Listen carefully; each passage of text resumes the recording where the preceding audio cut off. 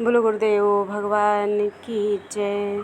प्यारे कृष्ण कन्हैया लाल की जय। श्रीमद् भगवद गीता अध्याय 4 दिव्य ज्ञान 21वें श्लोक से। निराशीर्यच्चित्तात्मा त्यक्त सर्व परिग्रहः शारीरं केवलं कर्म कुर्वन्नाप्नोति किल्बिषम्। ऐसा ज्ञानी पुरुष पूर्ण रूप से संयमित मन तथा बुद्धि से कार्य करता है, अपनी संपत्ति के सारे स्वामित्व को त्याग देता है और केवल शरीर निर्वाह के लिए कर्म करता है। इस तरह कार्य करता हुआ वह पाप रूपी फलों से प्रभावित नहीं होता है। तात्पर्य: कृष्ण भावना भावित व्यक्ति कर्म करते समय कभी भी शुभ या अशुभ फल की आशा नहीं रखता। उसके मन तथा बुद्धि पूर्णतया वश में होते हैं। वह जानता है कि वह परमेश्वर का भिन्न अंश है। अतः अंश रूप में उसके द्वारा संपन्न कोई भी कर्म उसका न होकर उसके माध्यम से परमेश्वर का भिन्न अंश है।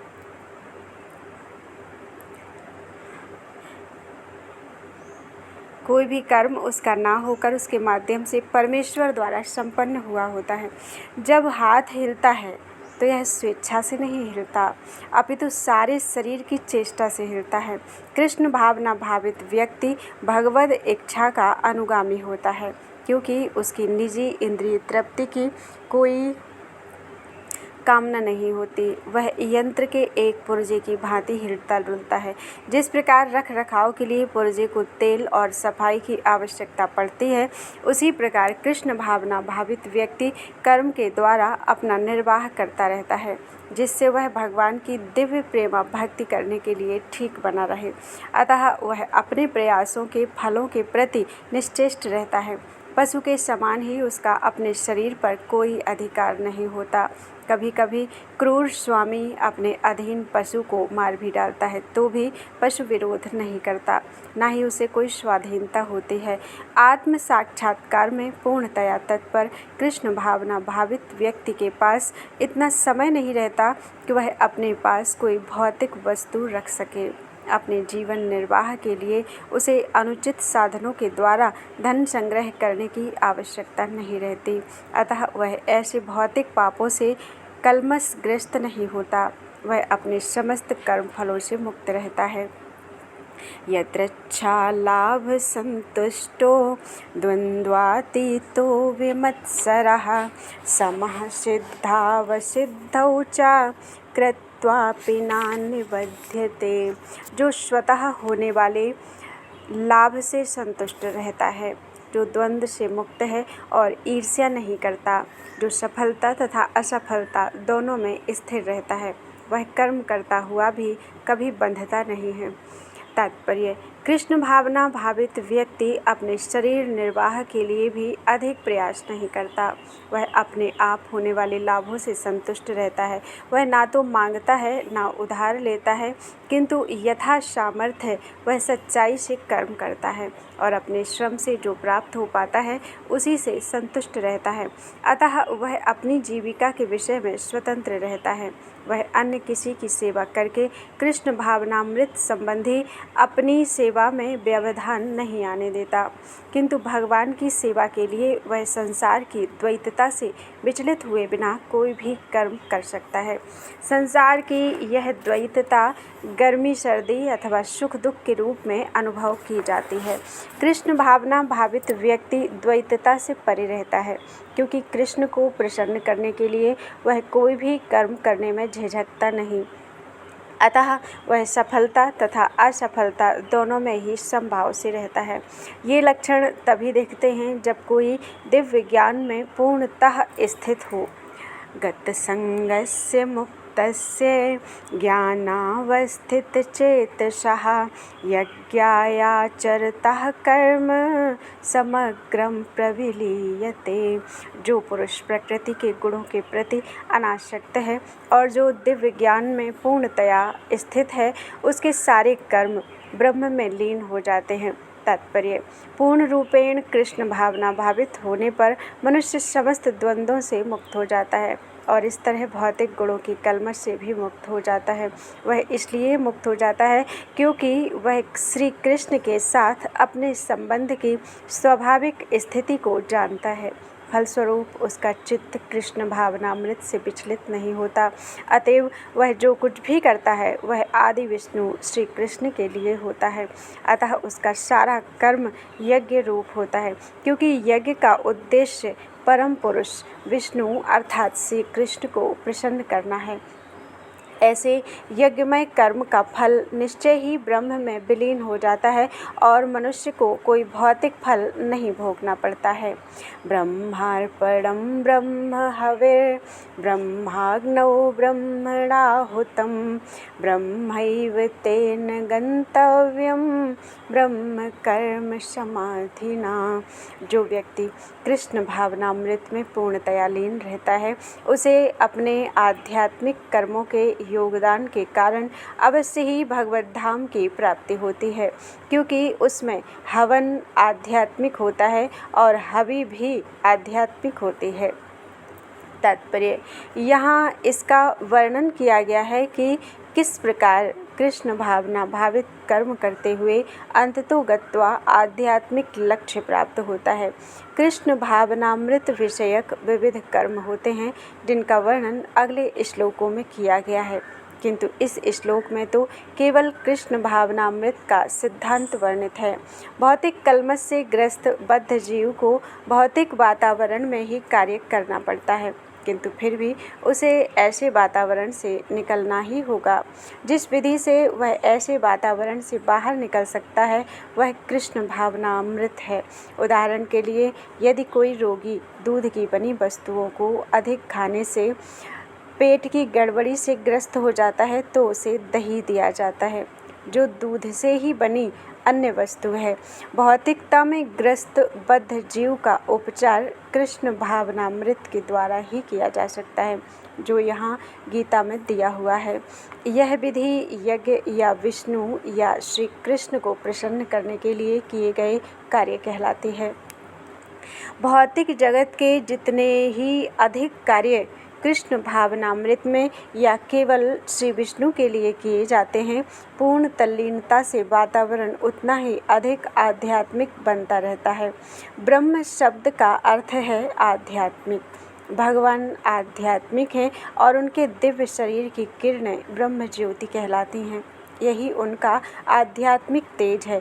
प्रत्येक वस्तु इसी ब्रह्म ज्योति में स्थित रहती है, किंतु जब वह ज्योति माया या इंद्रिय तृप्ति द्वारा आच्छादित हो जाती है तो यह भौतिक ज्योति कहलाती है।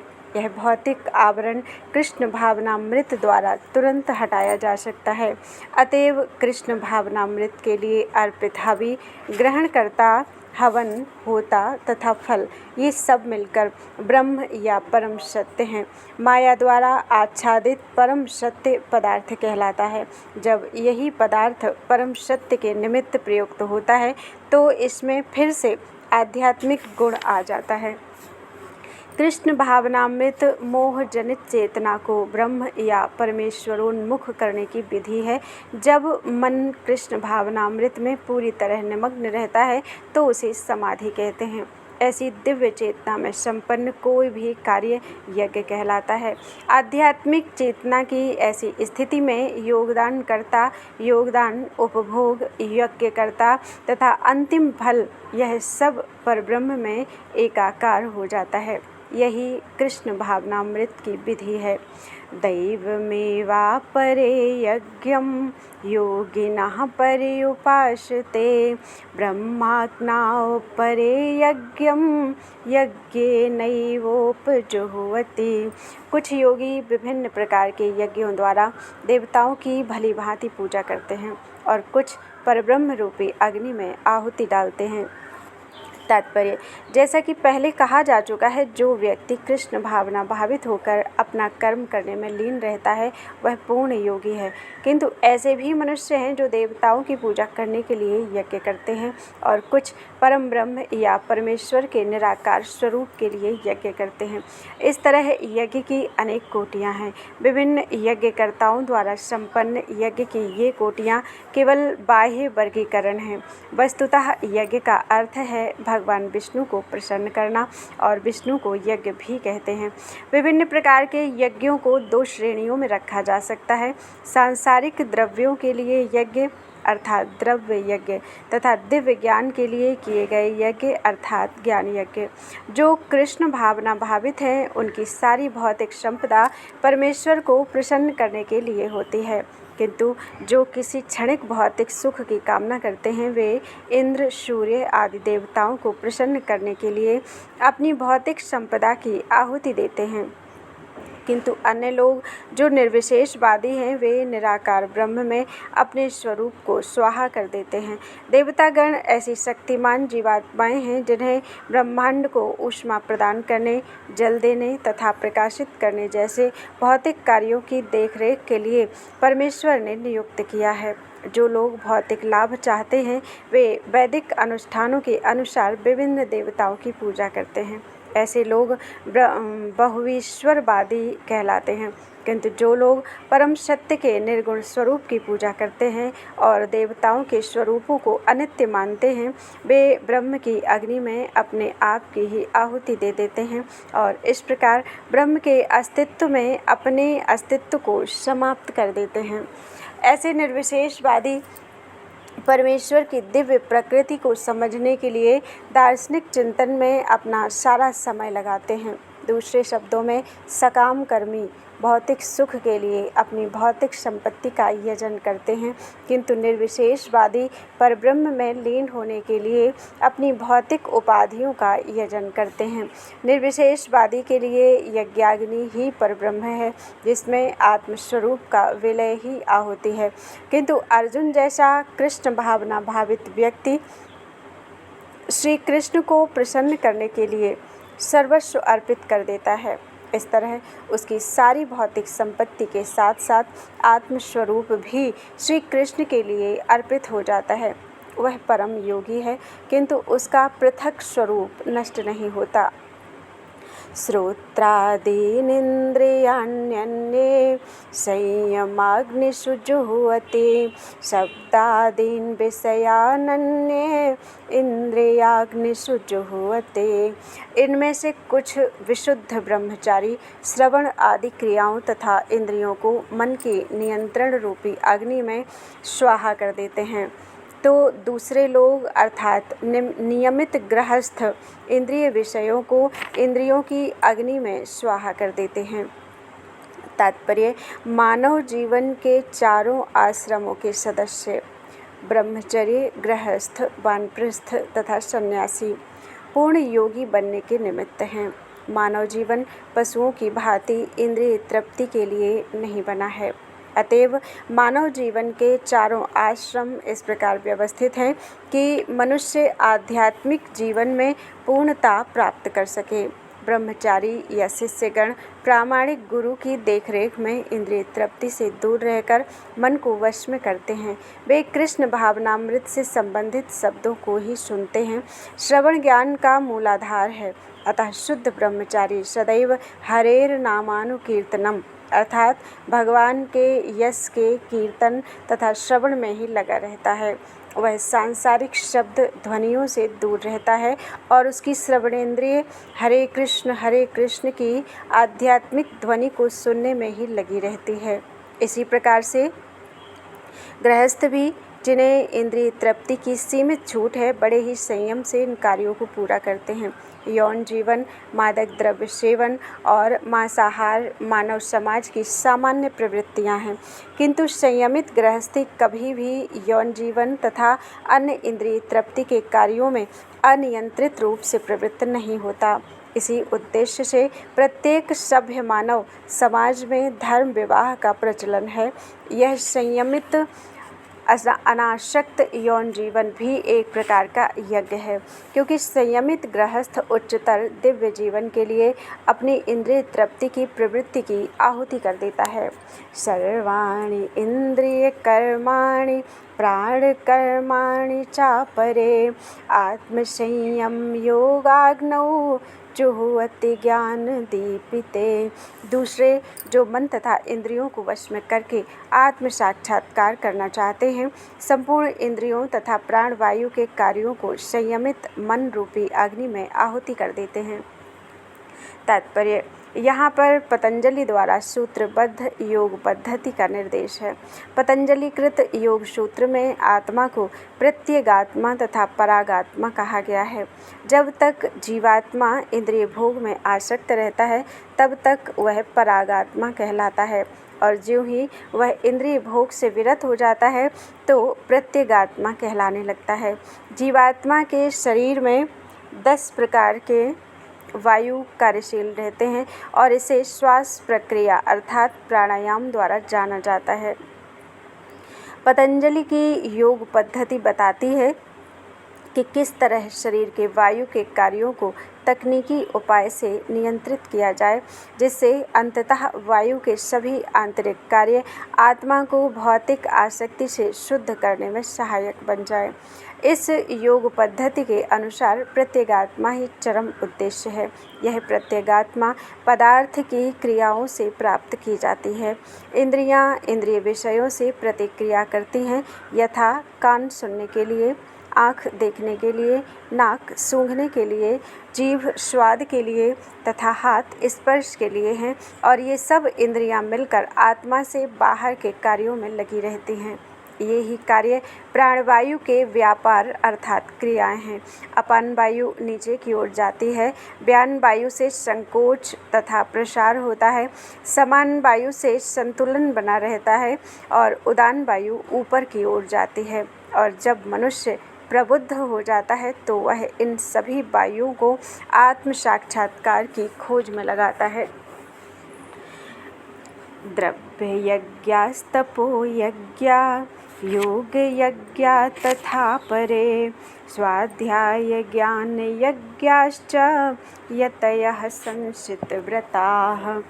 कठोर व्रत अंगीकार करके कुछ लोग अपनी संपत्ति का त्याग करके, कुछ कठिन तपस्या द्वारा, कुछ अष्टांग योग पद्धति के अभ्यास द्वारा अथवा दिव्य ज्ञान में उन्नति करने के लिए वेदों के अध्ययन द्वारा प्रबुद्ध बनते हैं। तात्पर्य: इन यज्ञों के कई वर्ग किए जा सकते हैं। बहुत से लोग विविध प्रकार के दान पुण्य द्वारा अपनी संपत्ति का यजन करते हैं। भारत में धनाढ्य व्यापारी या राजवंशी अनेक प्रकार की धर्मार्थ संस्थाएं खोल देते हैं, यथा धर्मशाला, अन्न क्षेत्र, अतिथिशाला, अनाथालय तथा विद्यापीठ।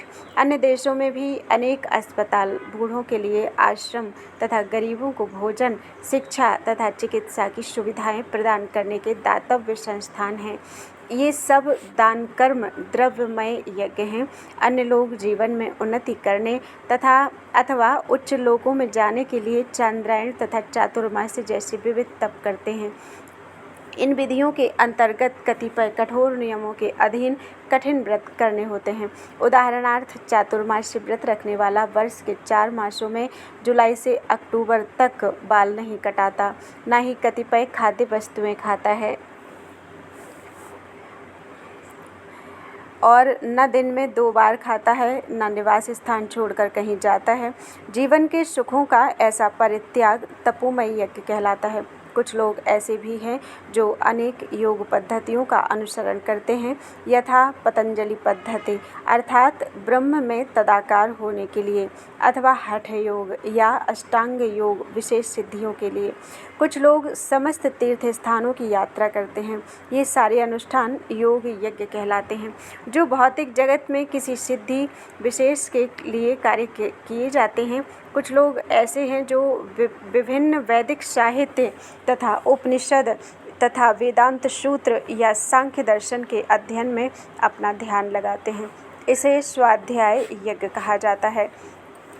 ये सारे योगी विभिन्न प्रकार के यज्ञों में लगे रहते हैं और उच्च जीवन की तलाश में रहते हैं, किंतु कृष्ण भावनामृत इनसे पृथक है, क्योंकि यह परमेश्वर की प्रत्यक्ष सेवा है।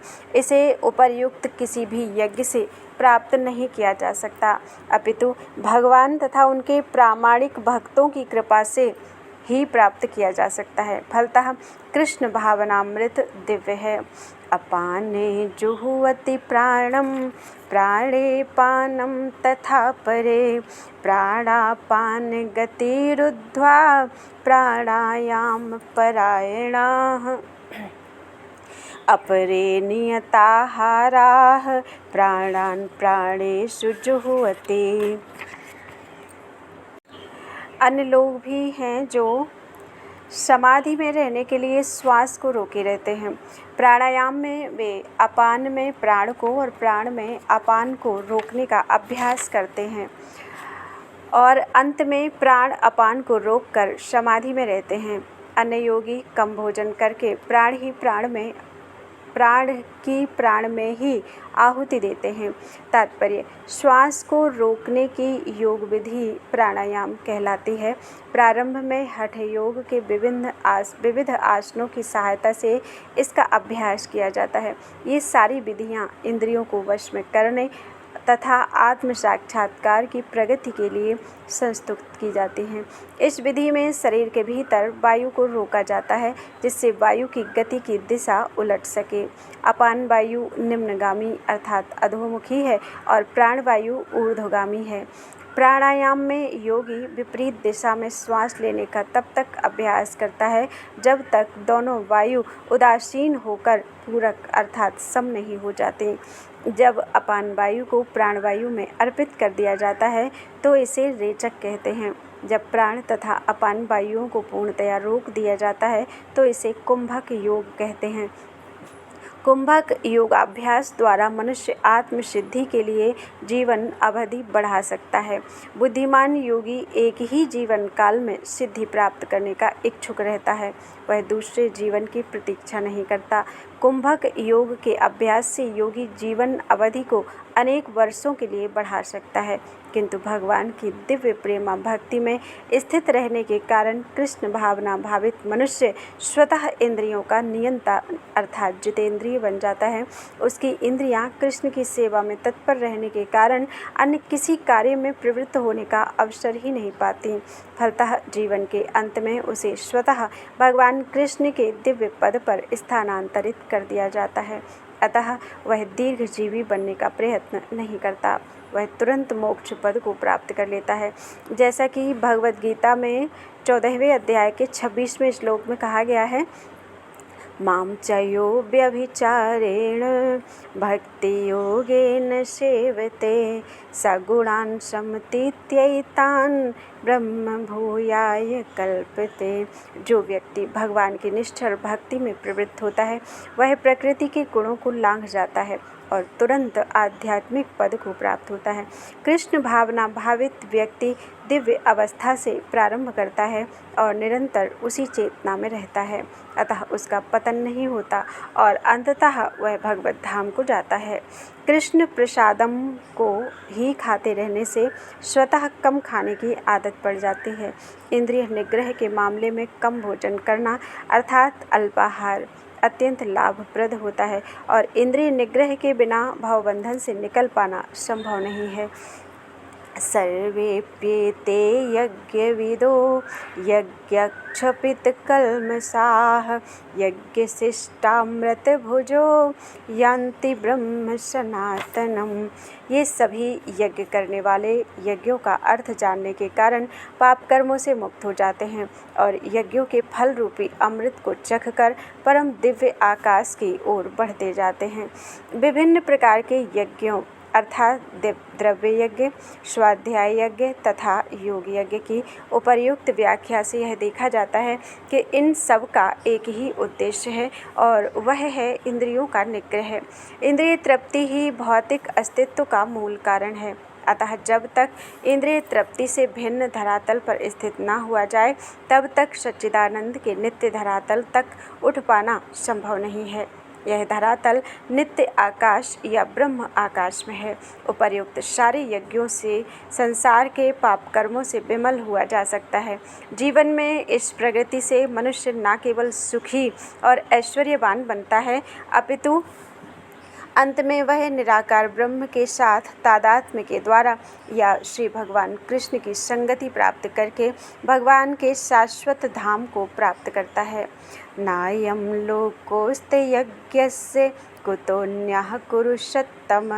हे कुरुश्रेष्ठ, जब यज्ञ के बिना मनुष्य इस लोक में या इस जीवन में ही सुखपूर्वक नहीं रह सकता, तो फिर अगले जन्म में कैसे रह सकेगा। तात्पर्य: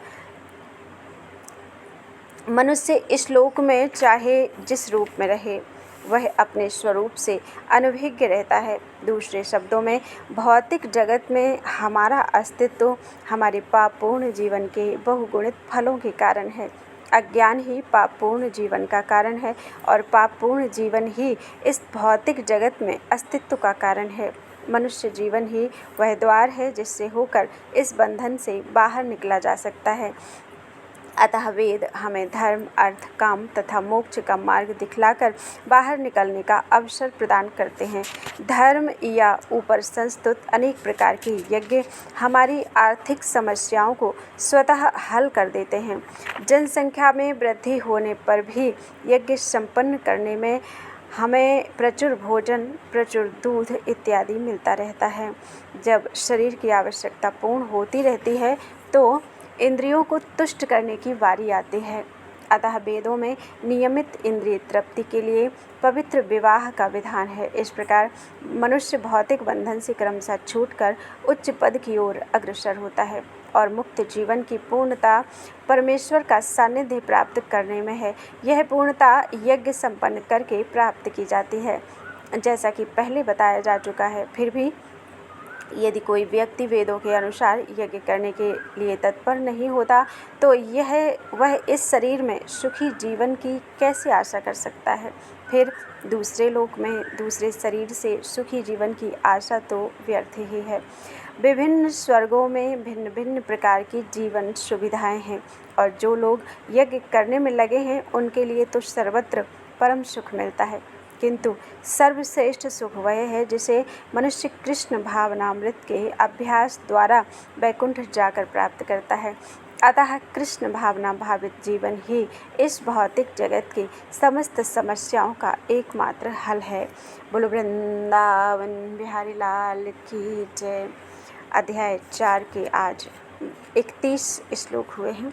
त्वदीयं वस्तु गोविंद तुभ्यमेव समर्पये, तेन त्वदंघ्रि कमले रतिं मे यच्छ शाश्वतीं। बोलो वृंदावन बिहारी लाल की जय। गुरुदेव भगवान की जय। अपने गुरु माता पिता की जय।